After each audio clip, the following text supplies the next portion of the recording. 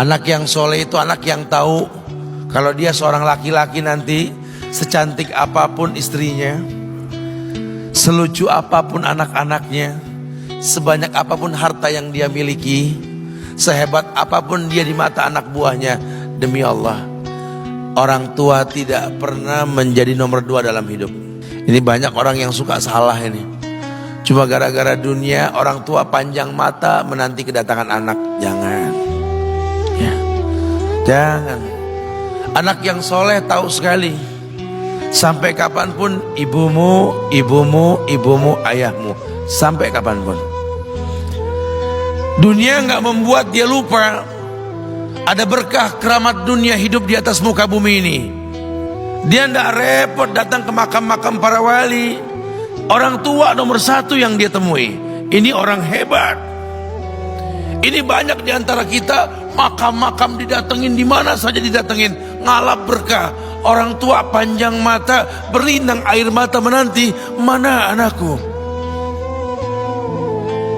Mana pohon yang pernah kutanam? Mana pohon yang pernah kurawat? Kudengar dia sudah mulai berbuah, ingin kurasakan buahnya. Berani mengeluarkan dana jutaan untuk hal-hal yang gak disyariatkan. Ini orang tua panjang mata. Rela ndak rela, orang tua kita akan mendengar dan melihat. Ma, aku pengen nikah, aku pengen berkeluarga, Ma. Ya orang tua ya seneng lah. Cuma kalau inget metik buahnya belum terasa, ya ada perasaan kayak gimana gitu loh. Karena dia tahu setelah ini dia akan menikah. Bahwa anak orang ada kehidupan yang berbeda yang bakal dia rasa. Orang tua makin hari makin rentan, bukan makin seger. Yang perempuan dibawa orang, ya Allah. Baru kemarin perasaan mainin poni, ini anak perempuan kita, betul. Baru kemarin mainin kepangan rambutnya, ya Allah. Ya Allah, baru kemarin perasaan saya titah dia, titah, ya Allah. Belajar jalan, bisa berlari bawa sesuatu, coret-coret tembok, aduh Masya Allah. Sekarang udah gede, dibawa orang, ya Allah, Masya Allah. Yang laki dekat sama mamahnya. Baru kemarin tangan mungilnya kita tuntun, kalau kelepas dia nangis, betul. Sekarang tangannya keker besar, tangan ibunya keriput, betul.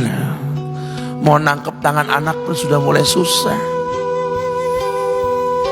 Membawa anak orang datang dengan gagah, cium tangan, cipika-cipiki, udah. Ma, kita jalan dulu Ma ya. Udah Mama, udah. Digandeng tangan kekasihnya, dirangkul pundaknya. Ini anak laki ndak tahu ibunya kayak diiris-iris jantungnya.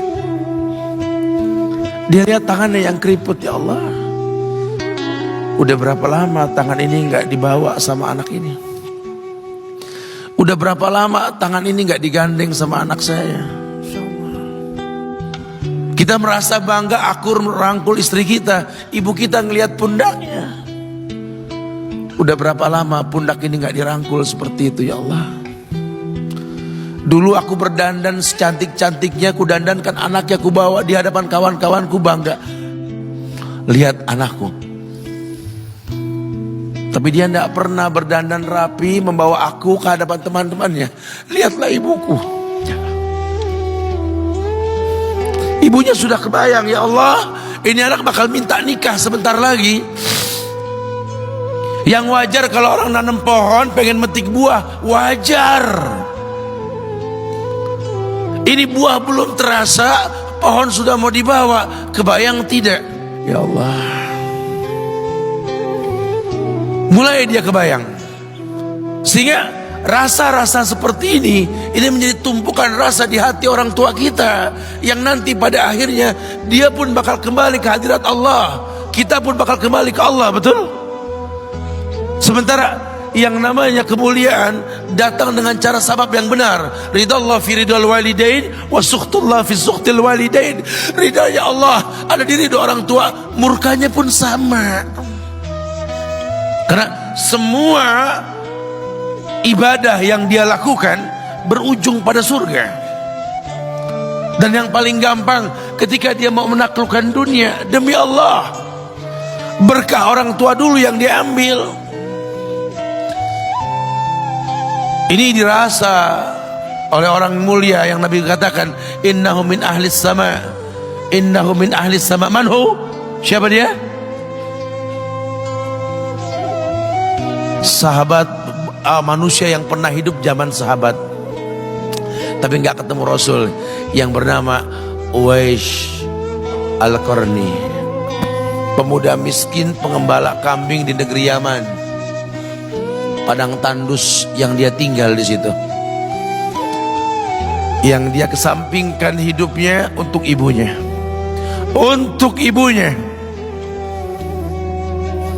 Tidaklah terucap kalimat satu yang ingin ibunya pengen, kecuali Uwais pasti akan melakukannya apapun, dan ibunya cacat. Apa kata Uwais?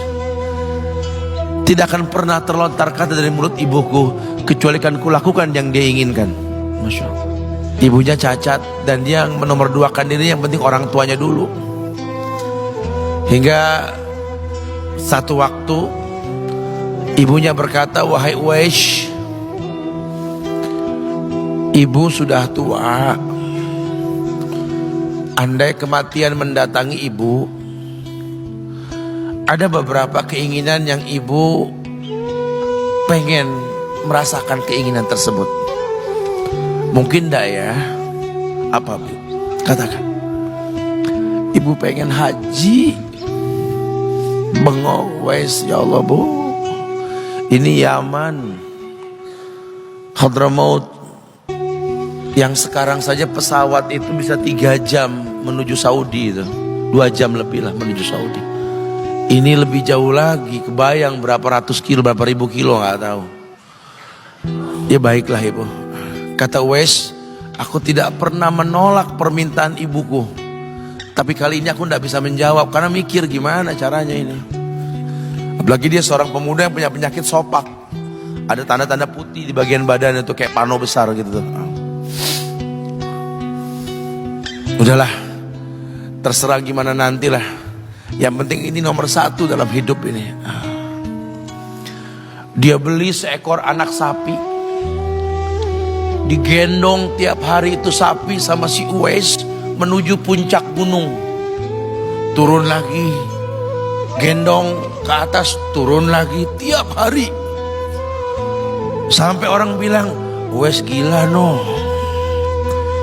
Orang sapi dipiara, dia digendong tiap hari naik gunung yang tinggi. Sampai nggak berasa, dikatakan 8 bulan dia lakukan itu. Sehingga terbentuklah fisiknya yang bagus karena olahraga tiap hari bawa itu sapi. Dan sapi itu makin berat, dalam hikayat dikatakan sampai di atas 100 kilo itu sapi. Kemudian dia tetap gendong ke atas dan dia yakin, bismillah saya yakin. Sampailah bulan haji, ibu naik ke pundakku, digendong ibunya dari negeri Yaman. Subhanallah, gak ada yang gak mungkin. Lihat, dibawa ibunya ke Mekah, bertawaf di Ka'bah, dunia menyaksikan. Bahkan hikayat mengatakan dia sempat bertanya kepada sahabat Abdullah bin Umar, aku telah menggendong ibuku dari negeri Yaman menuju Mekah, bertawaf di Ka'bah ini, sudahkah aku membayar jasa ibuku? Apa kata sahabat Abdullah bin Umar? Bahkan satu hentakan napas pun ketika melahirkanmu belum terbayar. Bahkan satu hentakan napas pun ketika melahirkanmu belum terbayar.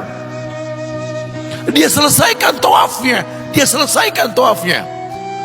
Selesai tawaf, dibawa ibunya ke makom Ibrahim untuk sholat 2 rakaat. Selesai sholat, dia angkat tangan, dia berdoa kepada Allah, ya Allah, ampunkanlah ibuku ya Allah. Ampunkan ibuku ya Allah. Masukkanlah dia ke sorgamu ya Allah. Masukkan dia ke sorgamu ya Allah. Ibunya berbisik, Uwais, sudahlah, mintalah pada Tuhanmu ampunan untuk dirimu dan sorga untukmu. Wallahi wahai ibu, Allah ampunkan kamu, Allah masukkan kamu ke sorga, cukup untukku. Ridhomu yang kubutuhkan wahai ibu. Lihat, manusia saleh, hasil doa Rabbi habli minas solihin. Lihat, makanya ketika Nabi mengatakan innahu min ahli sama, ini manusia penghuni langit. Umar, Ali, temui Uwais.